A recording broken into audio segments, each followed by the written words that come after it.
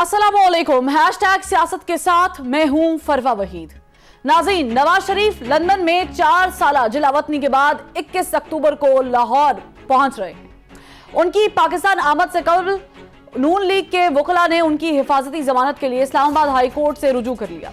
Avenfield और अल Azizia case में नवाज शरीफ की जानिब से कोर्ट में दायर करदा दरख्वास्त में इस्तदा की गई है कि वो मुकदमात का सामना करना चाहते हैं, लिहाजा उनकी गिरफ्तारी से रोका जाए। दरख्वास्त में नवाज शरीफ के दायमी वारंट मुअत्तल करने की इस्तदा करते हुए कहा गया है कि साबिक वज़ीर आज़म पाकिस्तान के दायमी वारंट 24 अक्टूबर तक के लिए मुअत्तल किए जाए और कोर्ट के सामने सरेंडर करने के लिए हिफाजती जमानत मंजूर की जाए। इस्लामाबाद हाई कोर्ट ने नवाज शरीफ की जानिब से दायर हिफाजती जमानत की समाअत से मुताल्लिक बेंच तश्कील दिया। चीफ जस्टिस आमिर फारूक और जस्टिस मियां गुल हसन औरंगजेब ने दरख्वास्त पर समाअत की। नैब प्रोसिक्यूटर से सवाल जवाब के बाद कोर्ट ने नवाज शरीफ की दरख्वास्त पर नैब को कल के लिए नोटिस जारी कर दिया और नैब प्रोसिक्यूटर को दलाइल देने की हिदायत करते हुए केस की समाअत कल तक के लिए मुलतवी कर दी गई।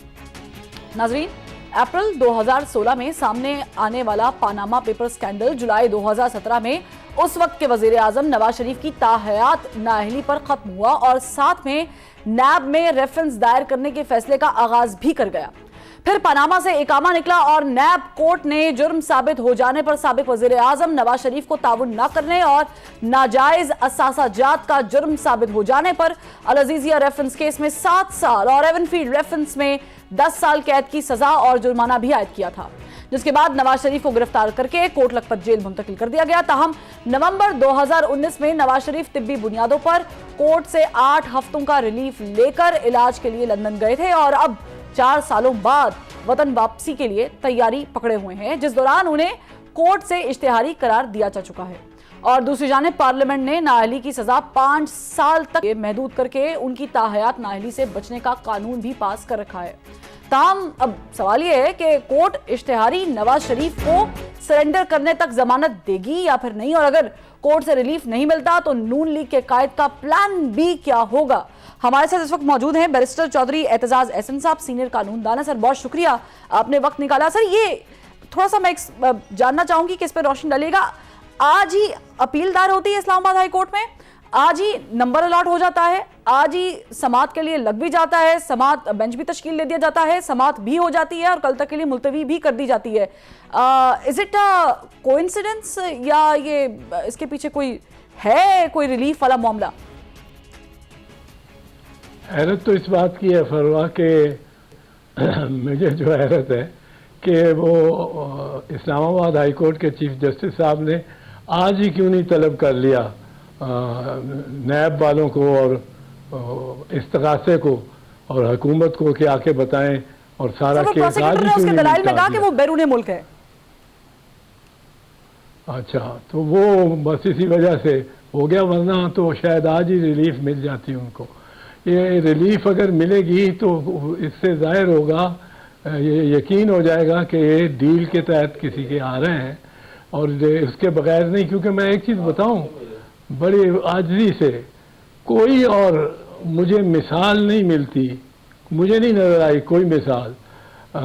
50-55 साल इस वकालत में हो गए हैं और उससे पहले सदियों पहले कि किसी मुजरिम को, अव्वल तो पहले किसी मुजरिम को, मुल्जिम नहीं मुजरिम को, जिसको 10 साल की सज़ा हुई हो, एक मुकदमे में 7 साल की सज़ा हुई हो, उसको अदालत ने बगैर किसी श्योरिटी के, बगैर किसी जामिन के, जमानतनामा होना चाहिए था 20-20, 30-30 करोड़ का। अगर ये अव्वल तो हो ही नहीं सकता कि बगैर किसी जमानत के आपने उसको इजाजत दे दी हो मुल्क से बाहर जाने की।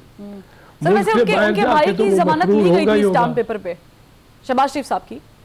ओ जी, एक 50 रुपए का स्टाम्प पेपर पे क्या जमानत होती है? जामन अपने प्रॉपर्टी के, अपनी जायदाद के असासों के कागजात जमा कराते हैं, उन पे मोहरें लग जाती हैं, सरबमोहर हो जाते हैं। वो मैं अगर किसी का जामिन हूँगा तो मैं अपने घर की के कागजात सारे वहाँ अदालत में जमा कराऊंगा, वो जमा होंगे, मुझे रसीद देंगे और वो उस वक्त वो मेरा चाहे घर 5 करोड़ का हो, किसी का 20 करोड़ का हो, वो घर वो ट्रांसफ़र नहीं कर सकता। ये क्या किया उस दिन भी सुप्रीम ये इस्लामाबाद हाई कोर्ट ने फेवरेटिज्म की, और इस दफ़ा भी ये इधर भी ये उसी तरह ही आ रहे हैं। यानी एतजाज़ अहसन साहब, आप कहना चाह रहे हैं कि वो जो इल्ज़ाम पहले तहरीक इंसाफ के चेयरमैन पे लगता था कि उन्हें कोर्ट शेल्टर करता है, वो अब आप समझ रहे हैं कि फेवरेटिज्म अब नून लीग को मिल रहा है? मैं तो इनको तसलसल से लाडले कह रहा हूँ, कानून के लाडले। अच्छा। ये सुप्रीम कोर्ट पे हमला कर देते हैं किसी को, इन पे किसी ने केस चलाया, चीफ जस्टिस के घर के कोर्ट रूम पे धावा बोल देते हैं, धावा 200-300 लोग ले जाके किसी ने कोई केस इन पे चलाया।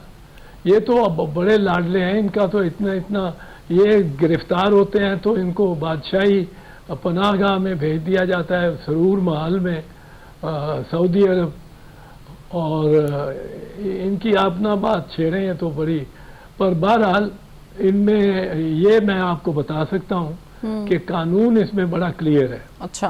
कानून जो है वो कहता है कि किसी मुजरिम को पनाह देना, बल्कि मुल्जिम को भी पनाह देना, ये एक जुर्म है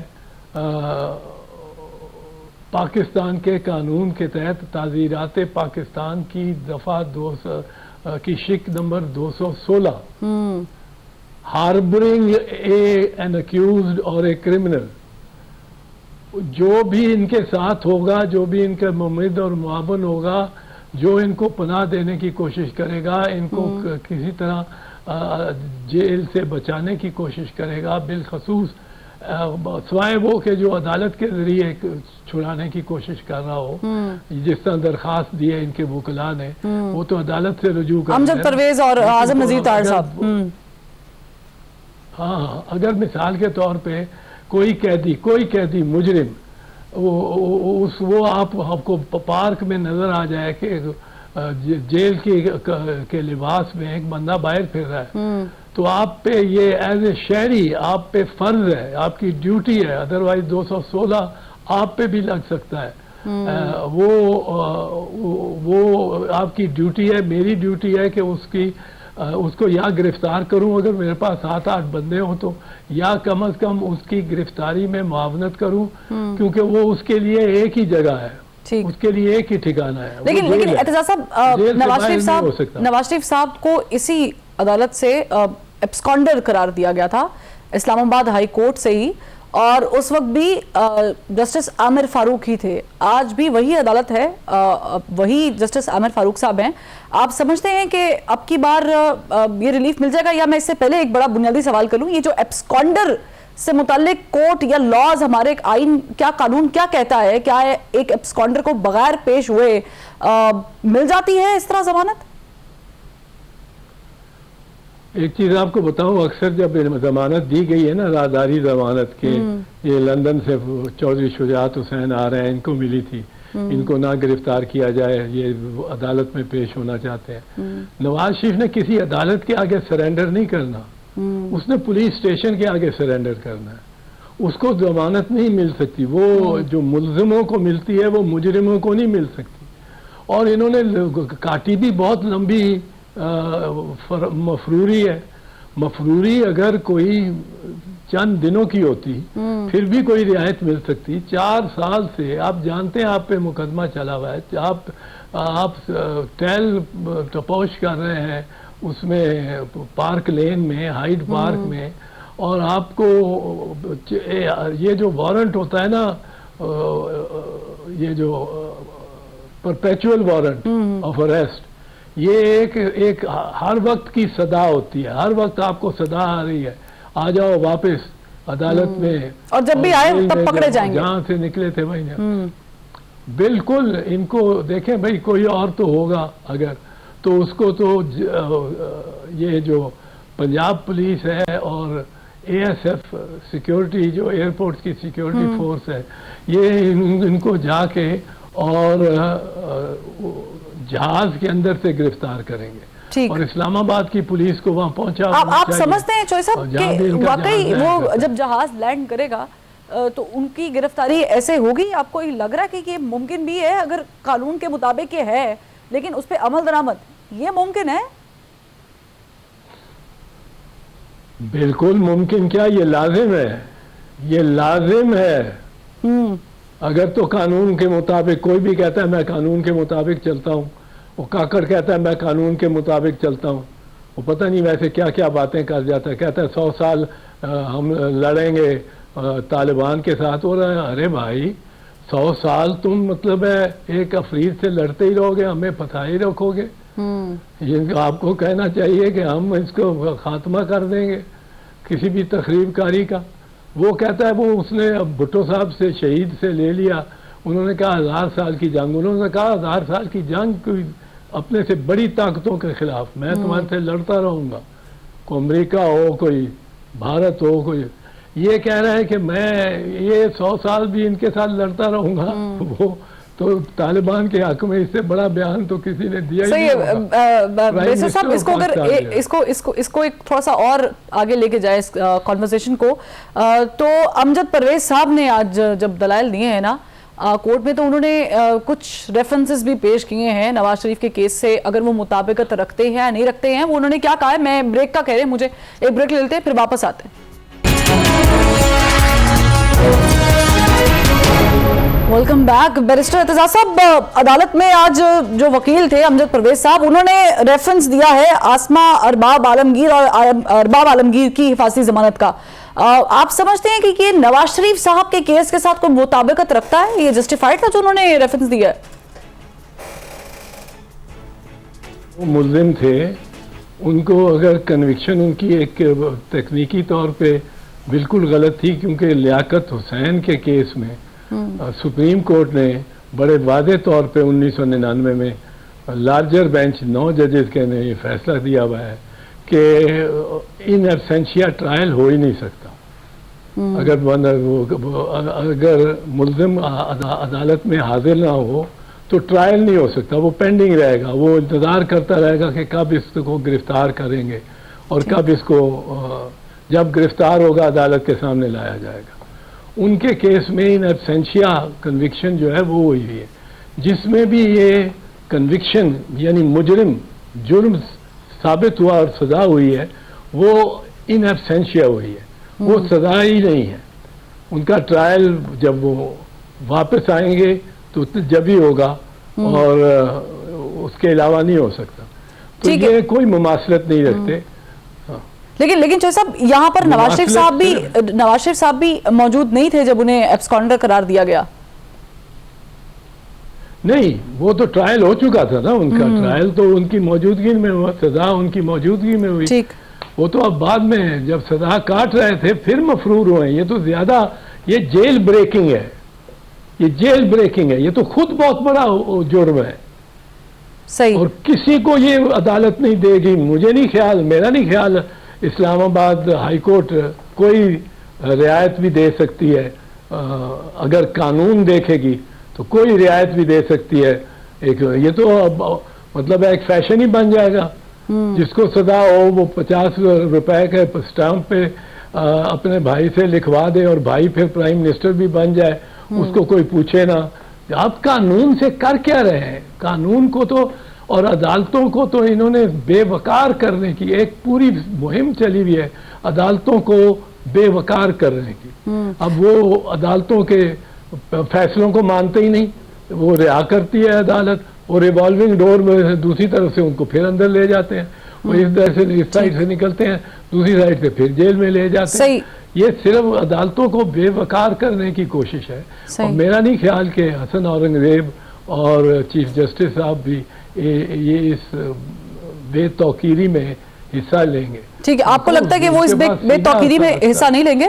यासीन आजाद साहब भी हमें ज्वाइन कर चुके हैं, साबिक सदर supreme court bar association. Sir, Aitzaz साहब आपके साथ ही हैं, चूंकि ये कानूनी इसके पहलू हम डिस्कस कर रहे हैं। यासीन साहब, तो आपको लगता है कि नवाज शरीफ साहब की जो अपील आज गई है दैट्स फेयर, क्योंकि उन्होंने 24 अक्टूबर तक अगर उनको जमानत चाहिए हिफाजती, तो उसके बीच में 21 अक्टूबर पड़ रहा है, तो एक शख्स जो एब्सकॉन्डर है वो आएंगे, वो लैंड करेंगे, अपील दायर हो चुकी है, समाअत भी लग गई है, कल तक के लिए मुलतवी भी होगी, लेकिन वो पहले जलसा करेंगे, वो पहले सरेंडर नहीं कर रहे हैं।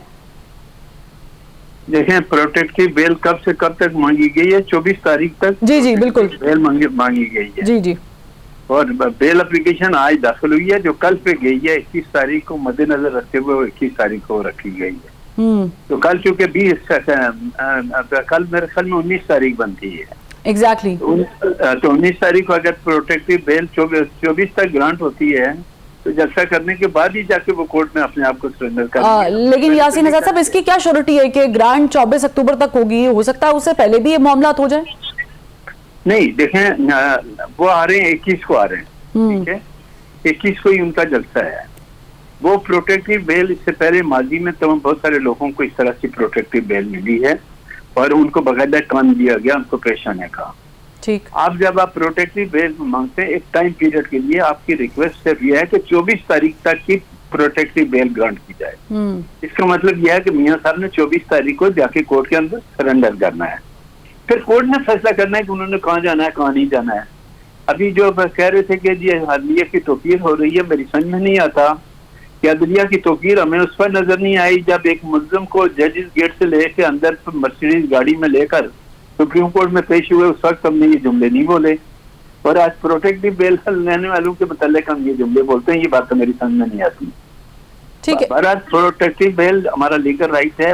لیکن یہاں پر یاسین صاحب تھوڑا سا معاملہ اور ہے. نواز شریف صاحب ایبسکانڈر ہیں جن کی آپ بات کر رہے ہیں, جن کے ریفرنس کی آپ بات کر رہے ہیں. عمران خان صاحب وہ ایبسکانڈر نہیں تھے.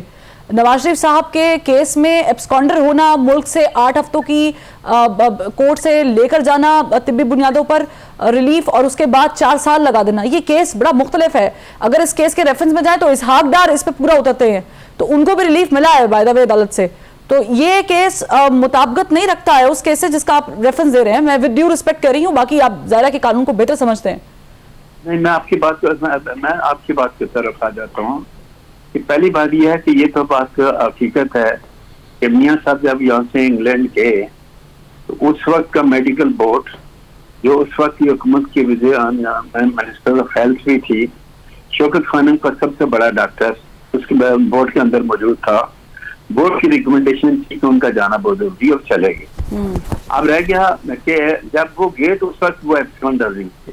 ایبسکانڈر اسلام آباد ہائی کورٹ نے بعد میں کیا بہت سارے کیس میں جب کوئی ملزم کہیں بھاگ جاتا ہے یا کہیں چلا جاتا ہے, ایبسکانڈر ہو جاتا ہے, تو وہ بعد میں جا کے اپنے آپ کو جو سرنڈر کرتا ہے تو کورٹ کی مرضی ہے نا کہ اس کو ریلیف دیں یا نہ دیں, رائٹ. اب یہاں ہم سمپل کورٹ سے کیا کر رہے ہیں کہ ہم کورٹ کے سامنے اپنے آپ کو سرنڈر کرنا چاہتے ہیں. اس کے لیے ہمیں ایئرپورٹ سے باہر ہی نکلتے ہوئے اگر گرفتار کیا جاتا ہے تو وہ ہمارے ساتھ زیادتی ہو جائے گی. لہٰذا لیگل رائٹ جو ہمارا پروٹیکٹیو ہوتا ہے اس کے بعد ہم اپنے آپ کو عدالت میں جا کے پیش کریں گے. عدالت کی مرضی ہے کہ وہ ہمیں جیل بھیج دے یا پھر ریلیف دے دے. ٹھیک ہے یاسین آزاد صاحب, میں یہی چاہوں گی سوال میں اعتزاز صاحب سے بھی پوچھ لوں. سر بیرسٹر صاحب آپ متفق ہیں جو یاسین آزاد صاحب نے ایکسپلینیشن دی ہے؟ نہیں, میں بالکل متفق نہیں ہوں. یاسین آزاد صاحب بڑے وکیل ہیں, بڑے فاضل ہمارے دوست ہیں, لیکن یہ ان سے اس پہ تو بالکل 100% اختلاف کرنا پڑتا ہے کیونکہ اس نے نواز شریف نے کوئی سرنڈر کسی عدالت کے سامنے نہیں کرنا, وہ ملزم نے کرنا ہوتا ہے. ملزم نے آگے, نواز شریف نے تو پکڑے جانا ہے وہ کیونکہ مجرم ہے, جرم کر چکا ہے, قید کاٹ رہا تھا. his only place is in jail. there is no other place for him کہ وہ جلسہ کرے تو چلو 2 جلسے پھر کرنے دو, اس کو 3 کر لینے دو. قیدی ہے, مجرم ہے. اگر 24 تک اس کو آپ دے سکتے ہیں ضمانت تو 26 تک بھی دے سکتے ہیں, پھر 28 تک بھی دیں. یہ نگران بھی تو ہمارے اس طرح چل رہے ہیں پنجاب اور خیبر پختونخوا کے. 90 دن ان کے ختم ہو چکے ہیں لیکن وہ بیروپیے بن کے بھی بیٹھے ہوئے ہیں اور ان کی جو ہے legitimate life as tenure as chief minister وہ ختم ہو چکا ہے. پر لگتا ہے کہ وزیر اعظم بھی ٹینیور کے آگے جائیں گے 90 دن کے آگے, کیونکہ وزیر اعظم اور سب کچھ کر رہے ہیں. چین جا رہے ہیں, امریکہ جا رہے ہیں, سعودی عربیہ جا رہے ہیں اور پیرس جا رہے ہیں, ہر جگہ پھر رہے ہیں. ایک کام نہیں کر رہے جو ان کے کام ہے, وہ الیکشن کرانے کا, اس کی تیاری کرنے کا. ادھر ان کی توجہ ہی نہیں ہے. وہ تو الیکشن کمیشن کا کام ہے نا. نہیں, الیکشن کمیشن کا کام نہیں ہے. ساری ریاستی مشینری को इलेक्शन कमीशन अकेली खुद तो डब्बे नहीं हर जगह पोलिंग स्टेशन भिजवा सकती, वो तो उस मशीनरी ने करना है ना जो कि चीफ मिनिस्टर के मातहत है और प्राइम मिनिस्टर के मातहत है। ये चीफ एग्जीक्यूटिव ऑफिसर्स हैं। अगर ये नहीं अंदाजा लगाएंगे कि कितने पोलिंग बैग चाहिए, कितने पोलिंग स्टेशन बनने चाहिए, कौन सा पोलिंग स्टेशन ठीक है, कौन सा गलत है, ठीक है मावलत करें ये उसकी इलेक्शन कमीशन की। इलेक्शन कमिश्नर असल में हुकूमत बन जाता है हमारे कानून के तहत, और and all executive authorities are bound to obey him, all executive authorities. Exactly. पर वो भी हमारा इलेक्शन कमिश्नर भी एक कमाल है। असल में इन्होंने फैसला किया है कि इलेक्शन नहीं कराने, लंबा चलाना है। सो आइन की तो आप कोई बात ही ना करें। मियां साहब को कल आप शायद देखें परसों के वो अपने जाती उम्रा में घर में बैठे हुए हो। ठीक है बैरिस्टर साहब, मैं इसी सवाल को आगे यासीन आजाद साहब की तरफ ही लेके जाती हूँ। यासीन आजाद साहब, आज जब ज़ाहिर के ये केस लगा तो जो प्रोसिक्यूटर थे उन्होंने कहा कि जी उनको कोई एतराज़ नहीं है, अगर वो सरेंडर करना चाहते हैं तो वो कर लें, जिस पर जो जस्टिस मियां गुल हसन थे उन्होंने ये कहा कि आपको आज इस पे एतराज़ नहीं है, कल को ज़ाहिर के और भी चीज़ें हैं। तो ऐसा एक फीलर आ रहा था कि जैसे नैब जो है, ये जो प्रोसिक्यूटर थे वो शायद बिल्कुल थमा गए हैं। वाकईतन अगर नैब इस तरीके से थमा गया या इजी हो गया इस केस में, क्योंकि उन्होंने कोई आर्ग्यूमेंट नहीं किया है नवाज शरीफ की वापसी पर या उनकी गिरफ्तारी पर, तो फिर तो इससे साफ जाहिर है कि कुछ चीजें जो हैं वो रिलीफ की तरफ जा रही हैं। देखिए, रिलीफ उस वक्त कौन था जब मर्सिडीज गाड़ी में बैठा के जजेस गेट से बुलाकर अब आदमी को एक स्पेशल कमरे में जाके ताकि घर का खाना भी मंगवाएं, दोस्तों को भी मंगवाएं। उस वक्त तो हमारे सीनियर साथियों ने तो इस बात पे एतराज तो नहीं किया। अंसारी के खाना भी बाहर से पका हुआ आया और 15-20 आदमियों ने मिल के खाना खाया। उस वक्त वो भी तो आदमी अरेस्ट था ना किसी के अफेयर्स के अंदर, बाद में कोर्ट ने डिसाइड किया ना। सवाल ये पैदा होता है कि हम वन साइडेड होकर क्यों बात करते हैं। हमें ईमानदारी और ईमानदारी से बात करनी चाहिए कि ये एक हकीकत है कि मियां साहब पाकिस्तान से बाहर गए, जिसमें हुकूमत भी शामिल थी और अदलिया भी थी, दोनों ने इजाजत दी, वो बाहर गए, वक्त पे वापस नहीं आए तो इस्लामाबाद हाई कोर्ट ने उनका स्टैंडर्ड डिक्लेयर किया, क्योंकि अपील इस्लामाबाद हाई कोर्ट में पेंडिंग थी। उसी एक केस में इस्लामाबाद हाई कोर्ट ने उसी एविडेंस से मरीम नवाज को इक्वेट कर दिया। मियां नवाज शरीफ के खिलाफ भी वही एविडेंस है जो मरीम नवाज के खिलाफ थी। इसका तो फैसला इस्लामाबाद हाई कोर्ट ने करना है ना, मैंने और आपने तो नहीं करना, नंबर 1। नंबर 2, हमने एक रेमेडी कोर्ट से मांगी है। कल अगर कोर्ट हमें प्रोटेक्टिव बेल नहीं देता तो हमें अरेस्ट कर ले, अरेस्ट करने पे कोई इतराज नहीं है। लेकिन अगर इस्लामाबाद हाई कोर्ट हमें प्रोटेक्टिव बेल दे देता है इस बात की कि मुझे पुलिस के हाथों में ह्यूमिलेट किया जाएगा, मैं बाइज़ तरीके से कोर्ट के अंदर अपने आप को सरेंडर करना चाहता हूँ, और अदालत इस बात की इजाजत देती है, तो मैं और आप कानून से एतराज करने वाले, ठीक है, क्योंकि अदालत इजाजत देगी। ठीक। तो हम वन साइडेड होकर बात करते हैं। एक्चुअली हमारे आम प्रॉब्लम ये हो गया कि हम पॉलिटिकल एफिलिएशन की बिना पर कभी भी मेरिट पे बात नहीं करते। तो 3.5 साल तक इस मुल्क के अंदर क्या होता रहा, हमारे सीनियर साथियों को कोई चीज नजर नहीं आई। आप तो रियासत माँ की बात हो रही कि हम रियासत माँ को बचाने के लिए आए, पता नहीं रियासत माँ के साथ क्या हुआ। सही। क्या मोहतरमा बेनजीर भट्टो के दौर में जब इंसिडेंट हुआ था तो क्या इलेक्शन डिले नहीं हुए थे? नहीं हुए थे। मैं यासीन साहब, मैं थोड़ा सा इस पे जसारत चाहूंगी, थोड़ा सा इख्तलाफ करूंगी। बिल्कुल हुआ था। मैं एतजाज साहब आपसे एक लास्ट वर्ड जानना चाहूंगी कि इन बिटवीन ये जो समाज चल रही है, अगर इसका फैसला आजकल में नहीं आता है और नवाज शरीफ साहब लैंड कर जाते हैं, 21 तारीख भी आ जाती है, तो फिर उस सिनेरियो में कानून के मुताबिक क्या सिचुएशन होनी चाहिए? कानून के मुताबिक इसको जहाज के अंदर से गिरफ्तार होना चाहिए। और मैं आपसे माजरत करता हूं, मेरे बड़े मोहतरम हैं, बड़े भाई हैं यासीन आजाद साहब, और मैं इनका बड़ा एहतराम करता हूं, पर जो इन्होंने आज राय दी है अपनी कि एक मफरूर मुजरिम को जलसा करने की इजाज़त दी जाए, जिसकी जगह की जेल है, मैं इस पे इनकी जानिब से मैं आपसे माजरत करता हूँ। ये व्यू अगर इस पे हम आ गए हैं तो फिर तो कानून कहीं रह ही नहीं, खत्म हो गया कानून।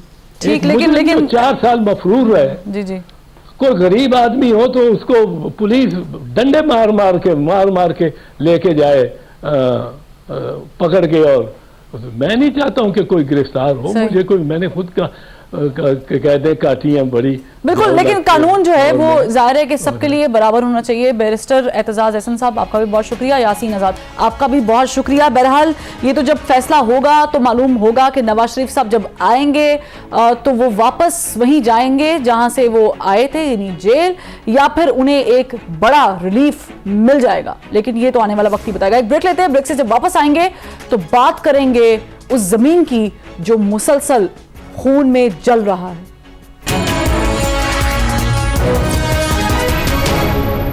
بریک کے بعد خوش آمدید ناظرین. صہیونی ریاست اسرائیل نے فلسطین میں جنگی جرائم کی وہ مثالیں قائم کر دی ہیں کہ جن کی مثال دنیا کی جنگی تاریخ میں نہیں ملتی. اسپتال میں بم برسانے سے لے کر خوراک کی فراہمی کی بندش تک, مریضوں کو سیف جگہ پہنچانے کے راستے بلاک کرنے سے لے کر غازہ میں موجود محصورین کو زبردستی جنگ کے خطے سے نقل مکانی پر مجبور کرنے تک, معصوم بچوں کے چیتھڑے اڑانے سے لے کر خواتین کی بے حرمتی تک, اقوام متحدہ کے پناہ گزینوں کے کیمپس پر حملہ کرنے سے لے کر صحافیوں کو نشانہ بنانے تک, کون سا ایسا جنگی جرم ہے جو اسرائیل نے اب تک نہیں سر انجام دیا؟ اسپتال پر بم برسا کر ایک ہی لمحے میں سینکڑوں بے گناہوں کو موت کی نیند سلا دیا گیا, جبکہ غازہ میں بمباری سے اب تک 3000 سے زائد جانوں کو اسرائیلی فورسز نے تیق کر دیا. ریڈ کرسنٹ بتا رہی ہے کہ اسپتال چلانے کے لیے ایک دن کا ایندھن باقی ہے. یو این او کی رپورٹ بتا رہی ہے کہ دکانوں پر 4-5 دن کی خوراک باقی رہ گئی ہے.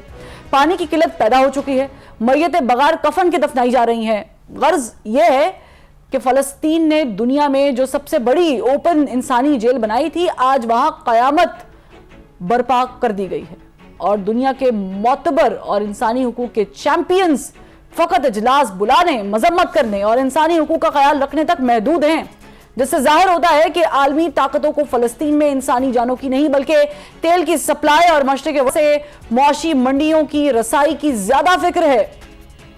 اس عالمی انسانی المیے پر بات کرنے کے لیے ہمارے ساتھ موجود ہیں ترجمان حماس ڈاکٹر خالد قدومی صاحب. سر بہت شکریہ, آپ نے اس کرٹیکل سچویشن میں وقت نکالا کیونکہ اس پہ بات کرنا بڑا لازم ہے. میں سب سے پہلے آپ سے جاننا چاہوں گی کہ اس وقت جو غازہ میں سچویشن ہے, آج 12واں دن ہو گیا, اٹس 12th ڈے ناؤ, تو خوراک کی, پانی کی, بجلی کی کیا صورتحال ہے وہاں پر؟ بسم اللہ الرحمن الرحیم. بہت شکریہ کہ یہ جو ظالم جلاد ہے کہ انہوں نے کہ جرائم جنگی کو سر انجام دیا ہے ہمارے عوام کے نہتے بچے ہیں, معصوم بچے کے. یقین جانے کہ رات کو جو تصاویر آیا ہوا ہے, اور آج کو چونکہ رات کو ہنگامی حالات تھے تو ہمیں پتہ بھی نہیں چلا تھا کہ دوستوں نے اور ہمارے لواحقین نے جو وہاں رہتے ہیں جو تصاویر بھیجا ہے کہ ہولناک تصاویر ہے اور دل کو بالکل توڑ دیا ہے. لیکن ساتھ ساتھ کے ہمارا کہ جد و جہد اور آزادی کے راستے میں یہ جو قربانیاں ہیں, لگتا ہے دنیا کو یہ دکھانا ہے کہ ہم کتنا ظلم کے اندر ہے 75 سال کے بعد, کہ یہ لازمی تھا. اب حقیقت یہ ہے کہ وہ جو ہیومینیٹیرین کرائسس آپ اشارہ کیے ہیں اس کے بارے میں واقعی پانی بالکل ختم ہے. پانی تو پولیوٹڈ بھی ہوا ہے کیونکہ یہ جو اسرائیلی سیٹلمنٹس ہے نا, ان کا جو جو سیوریج کا پانی ہے نا, وہ اس کا رخ ہے سمندر کی طرف سے آتا ہے, اور وہ انر لینڈ کے واٹرز ہے نا جو غزہ میں اس کو پولیوٹڈ کرتے ہیں. تو وہ مطلب ویسے بھی نمکین پانی پیتے ہیں پہلے سے, اور اب تو وہ پانی بھی ختم ہوا ہے کہ جس میں بندہ کہ مطلب اپنا روٹین یوز کے لیے کرتے ہیں, وہ بھی ختم ہو گیا. بجلی ہے, ہم تقریباً ہر 5-6 گھنٹہ بعد کہیں جا کے 1 یا 2 منٹ ہم کسی کو فون کر سکتے ہیں.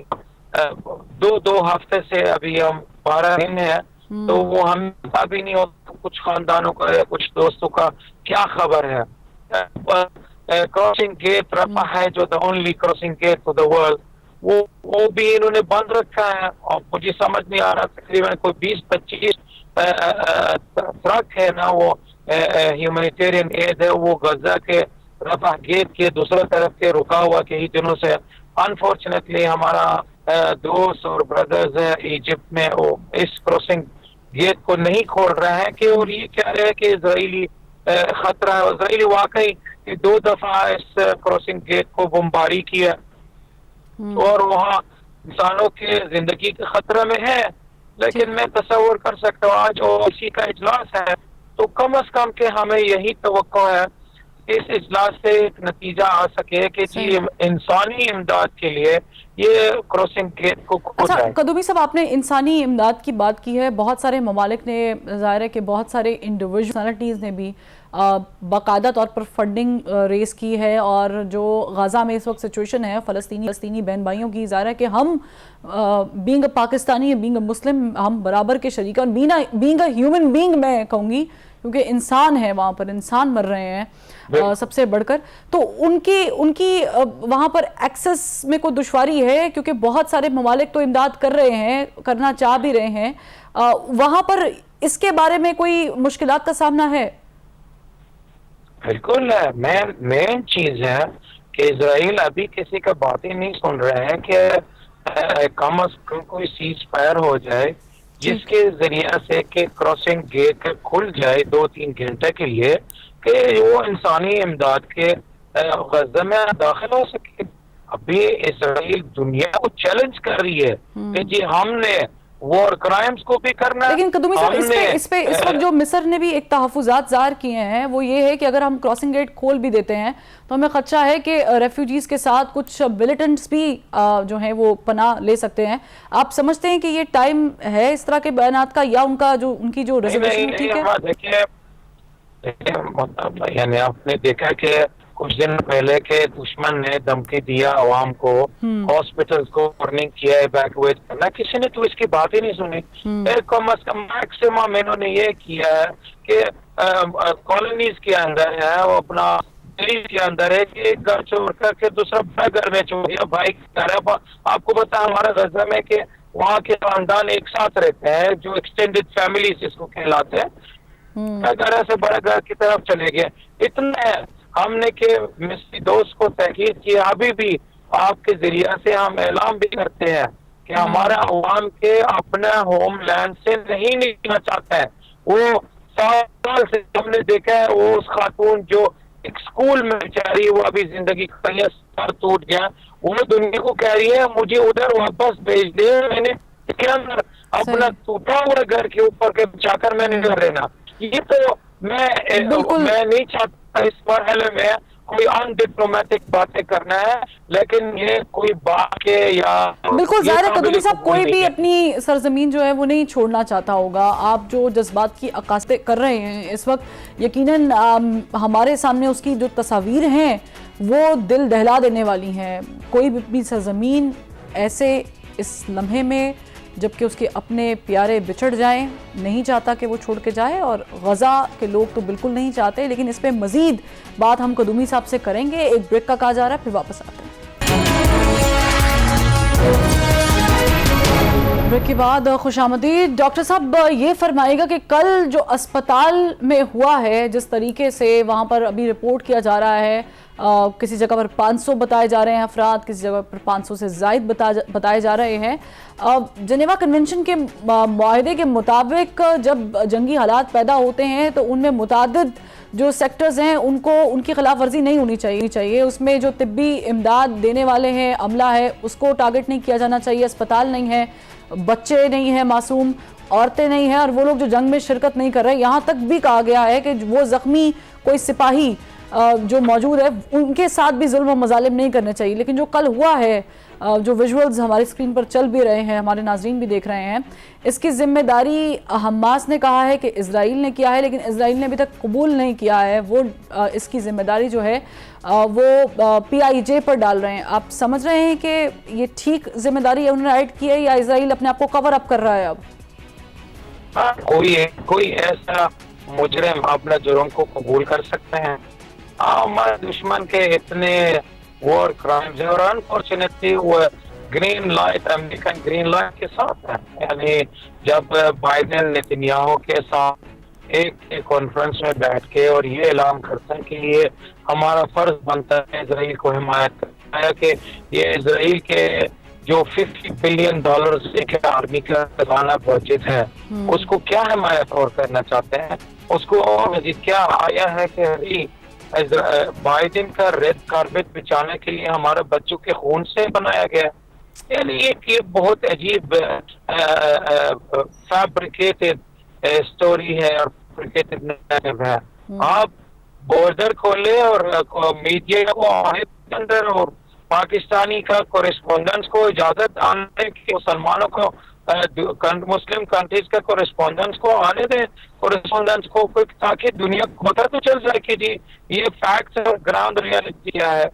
ये जो कल का अल-महमदानी की असल दास्तान है ये है कि ये हॉस्पिटल है कि 1882 से पाया गया है। ठीक है कदुबी साहब, मैं आखिर में आपसे एक सवाल करना चाहूंगी, वक्त की किल्लत है, माजरत चाहूंगी। आप क्या समझते हैं इसको कैसे खत्म किया जा सकता है? ओआईसी क्या किरदार अदा करे?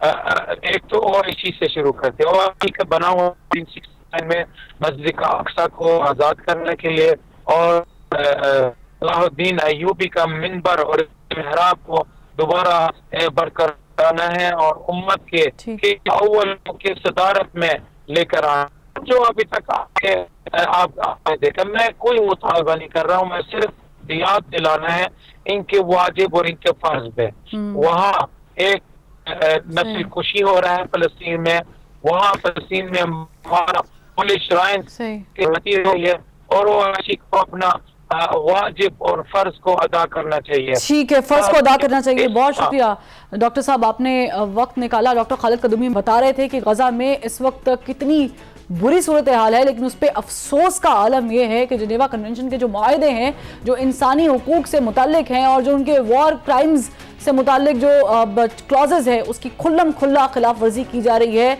लेकिन अल-हफीज़ अल-अमान कोई भी इस पे आवाज़ उठाने को तैयार नहीं है। इंसानों के लिए जागे, इंसानियत के लिए जागे, इस चीज़ को ख़त्म होना लाजिम है। हमें इजाज़त दीजिए, अगले हफ्ते फिर मुलाकात होती है। अल्लाह हाफ़िज़।